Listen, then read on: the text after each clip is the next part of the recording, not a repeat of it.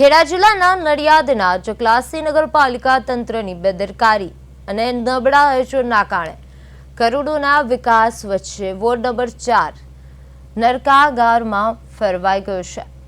ચકલાસીમાં ₹4.45 કરોડના ખર્ચે થયેલા બ્યુટિફિકેશનના કામો સામે જનતામાં ભારોભાર આક્રોશ જોવા મળી રહ્યો છે।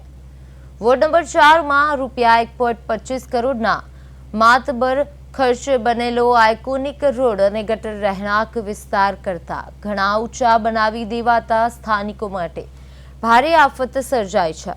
છેલ્લા 50 વર્ષથી ગટરની સુવિધાથી વંચિત એવા 40થી વધુ ગરીબ પરિવારોના ઘરોમાં હવે ગટર અને વરસાદી પાણી બેક મારીને ઘૂસી ગયા છે। નીચાણવાળા આ વિસ્તારમાં ગંદકીનું સામ્રાજ્ય સ્થપાતા ભયંકર રોગચાળો ફાટી નીકળ્યો છે, જેના લીધે ગરીબ પરિવારોને સારવાર પાછળ મોટો આર્થિક ખર્ચ વેઠવો પડી રહ્યો છે। સ્થાનિકો દ્વારા છેલ્લા 1 વર્ષથી આ મુદ્દે લેખિત ફરિયાદો કરવા છતાં પાલિકા પ્રમુખ અને ચીફ ઓફિસર ઘોર નિંદ્રામાં હોય તેમ લાગી રહ્યું છે। આશ્ચર્યની વાત તો એ છે કે તંત્રની આવી લાપરવાહી વચ્ચે આખા ગામની સ્ટ્રીટ લાઇટો થોડે દિવસે પણ ચાલુ રહે છે અને જે સરકારી નાણાંનો ખુલ્લો બગાડ છે।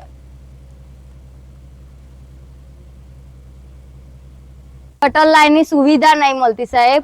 40 થી 50 વર્ષથી અમારા મહેલામાં ગટર નહીં અને અમારા જે મહેલો છે એ નીચેના ગારામ છે। અત્યારે આ વાતાવરણ વરસાદનું છે, તે વરસાદ પડે તો અમારા પાણી અમારા છે ઘરમાં આવી જાય છે। એટલે અમે એવું કહેવા માંગીએ કે અમને આ સરકાર સાહેબ ગટરની અમને સુવિધા આપે તો અમારા પાણીની ગંદકી અમારા મહેલામાંથી જાય તો અમારા બાળકો અમે સુરક્ષિત રહે। અમાર ગટર નથી, પાણી ભરાઈ કોઈ જાય, સગવડ અમને કરી આવતું નથી અને પાણી ભરાઈ જાય, ઘરો પી જાય, છોકરા મોડા જેના પડે। દવાખાનાના પૈસા નહીં અમાર જોડે, અમે ગરીબ માણસ છીએ।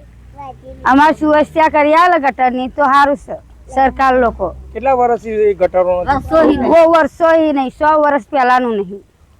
તો આનું પાણી ભર્યું રહે, ઉનાળે શિયાળે 24 કલાકે પાણી અમે ભરી છોકરાને દવાખાનામાં પૈસા કાઢીને અમે થાકી ગયા। વર્ષોથી ગટર લાઈનની સુવિધા નથી, રોજબરોજનું પાણી નિકાલ નથી થઈ શકતો અને વરસાદી પાણીનો નિકાલ નહીં થઈ શકતો।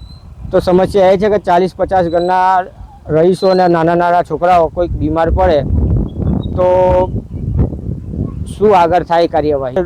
રોજ લાઈન કમાવાનું ને ખાવાનું, એટલે પૈસા તો 200 થાય, 500 થાય, 1000 થાય અને મજૂરી મળે એ પ્રમાણે દવાખાને લઈ જઈએ।